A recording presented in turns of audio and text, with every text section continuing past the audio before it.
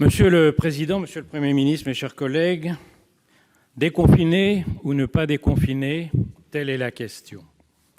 Je suis fasciné de découvrir que nous avons autant d'experts pour y répondre sur toutes nos chaînes de télévision.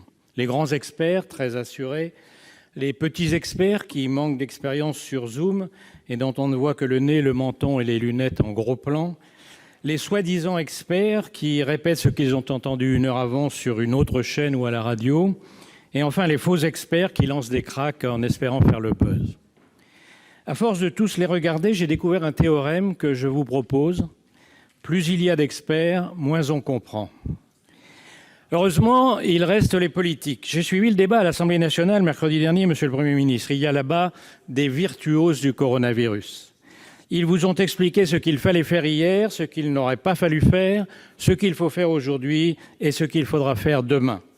Je revois encore le professeur Mélenchon de la faculté de médecine de La Havane pointer sur vous un doigt vengeur et vous lancer d'une voix de stentor: il y aura un deuxième pic de l'épidémie et vous le savez. Impressionnant.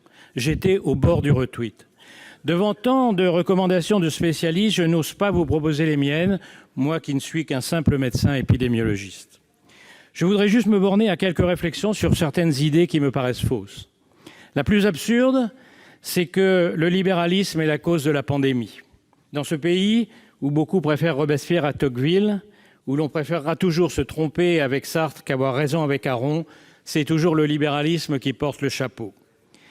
Même les plus ignares des antimondialistes, des populistes et des complotistes, devraient pourtant savoir, puisque même Google le dit, que Périclès, mort de la peste en 429 avant Jésus-Christ, ou Saint Louis, mort du même mal en 1270, n'avait jamais, ne serait-ce qu'entendu, les mots de capitalisme ou de libéralisme. Le Covid n'est pas une maladie de la mondialisation, c'est une maladie tout court.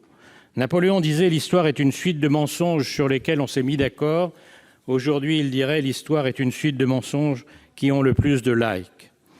Il fallait trouver le responsable du complot. Au Moyen-Âge, c'était la colère divine, les sorcières ou les juifs. Aujourd'hui, c'est la mondialisation. La vérité est l'exact contraire. La grande nouveauté, c'est que c'est la science qui est aujourd'hui mondialisée. C'est jamais dans l'histoire on a donné une réponse aussi rapide à une nouvelle maladie. Le génome du virus séquencé en une semaine, les premiers tests produits un mois plus tard, les essais cliniques de traitements et de vaccins déjà par centaines. À ceux qui s'impatientent, il faut rappeler que les épidémies d'avant faisaient 100 fois plus de morts, qu'il a fallu des milliers d'années avant que Pasteur, en 1885, ne découvre le vaccin contre la rage et que Yersin n'isole le bacille de la peste. Et que c'est grâce à la démocratie libérale et à ses progrès scientifiques qu'elles ont été vaincues, comme celle-ci le sera demain. Deuxième idée qui traîne, celle des prophètes, qui nous expliquent que demain, rien ne sera comme avant. Mais dès qu'on les écoute, on s'aperçoit que leur monde futur est celui qu'ils prêchaient avant. L'avenir radieux avec les lunettes du passé. Ils annoncent des révolutions, mais on s'aperçoit qu'ils profitent de la crise pour recycler des idéologies archi-dissédées. Mort du capitalisme, haine de la technique, décroissance, éloge du populisme, retour des frontières, nationalisme. Ils courent les télévisions pour annoncer l'avènement d'un monde nouveau, mais leur besace ne contient que la poussière du prêt-à-penser qu'ils ressassent depuis des décennies. La réalité, c'est que personne n'a jamais vu demain. C'est à nous de préparer l'avenir et il sera sans doute différent. Mais ce qui est certain, c'est qu'il ne ressemblera sûrement pas à un remake des thèses de Karl Marx, de Maurras ou de Malthus. Troisième ineptie, les régimes autoritaires seraient les grands gagnants de cette pandémie, car les plus efficaces. C'est le contraire qui est vrai. La cause de la maladie est le virus, la cause du drame est le régime chinois qui a caché la vérité pendant un mois. C'est pour cela qu'il y a aujourd'hui 25 000 morts en France et des centaines de milliers dans le monde.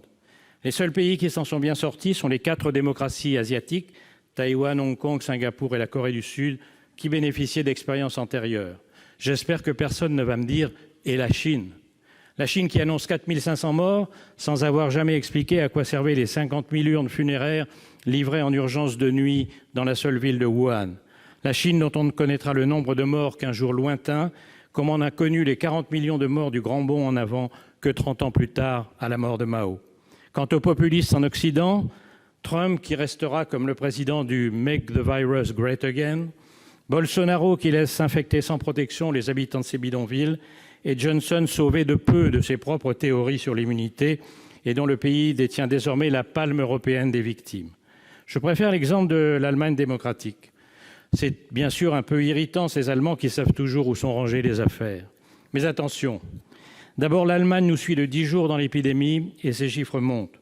Ensuite, les résultats allemands sont hélas beaucoup plus proches de ceux du reste de l'Europe que de l'Asie.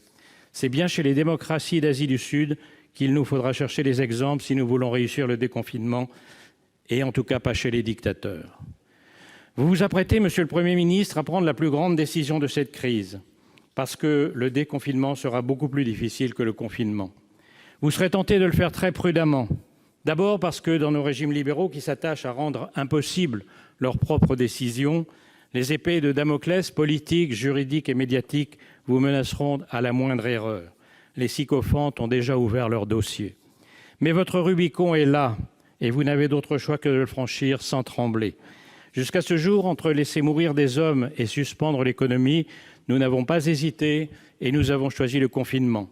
Le 11 mai, en ouvrant les rues, les maisons, les entreprises et les administrations, ne laissons personne dire que nous ferions le choix inverse, celui de l'économie contre les hommes. Au contraire, poursuivre le confinement ou déconfiner trop timidement ferait aujourd'hui beaucoup plus de victimes. D'abord, les victimes, bien plus nombreuses qu'on ne le croit, d'autres pathologies qui, depuis 2 mois, ne se soignent plus. Ensuite, parce qu'une crise économique, et celle qui vient sera l'une des pires, fait bien plus de victimes que le virus, même si le fait de ne pas pouvoir les chiffrer permettra à tous ceux qui n'ont rien compris à l'économie et qui ne l'aiment pas, ils sont nombreux en France, de vous accuser de préférer les profits à la santé de nos concitoyens. Il faut ouvrir les portes et le faire sans hésiter. Et cela veut dire faire confiance aux Français. Ils ont montré, personne ne leur est parié, qu'ils étaient capables, aussi bien que des Coréens ou des Allemands, de respecter un confinement drastique. Ils ont compris les gestes, la prudence et la distanciation.